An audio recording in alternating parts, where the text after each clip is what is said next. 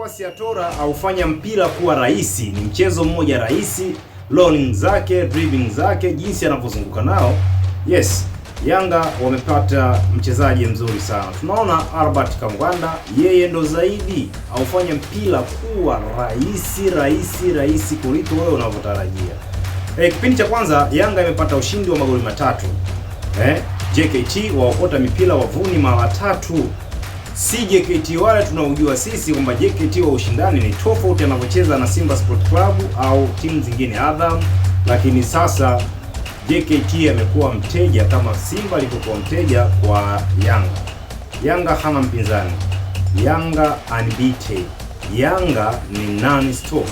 Yanga haifananishwi na chochote. Licha ya upinzani wa maneno hapa na pale na siasa za mpira zilizoingia ndani yake, acha nikuonyeshe, angalia movement za hawa wachezaji, jinsi mikimbio yao ilivyo, kwamba mchezaji na mchezaji hawaachani. Wachezaji wanatafuta nafasi zilizo wazi na I say wapo powerful sana na wanajua wanachokifanya, kwamba wao kila mechi kwao ni fainali. Yanga mpaka sasa kwamba jinsi inavyoendelea, washapata goli la 4 kipindi hichi cha pili, na tumeona possessing zao jinsi wanavyofanya possession. Katika kila mchezaji ana uhitaji mkubwa sana, bado anaitaka mali, anatoa mali, anaitaka mali. Kwa hiyo kwa Yanga hii mtarajie makubwa sana.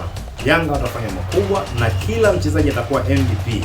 Kila mchezaji kwa uchezaji huu, combination Yanga walionayo, no doubt.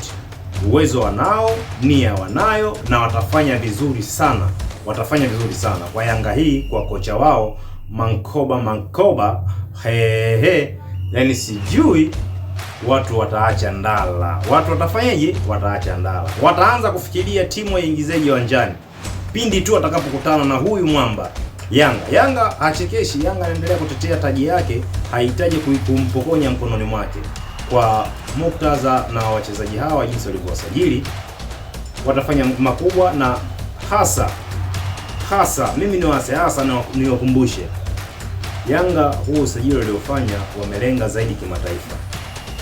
Baki na mimi, kimataifa watafanya vizuri sana. Ungana nami Sech Media 1. Kama bado hujaungana, basi tafadhali subscribe hapa ili tuende kwa pamoja zaidi. Vitu kama hivi tutakuwa tunakuletea fact na reference zote, ili uone kwamba hichi tunachokiongea kina uhalisia kiasi gani.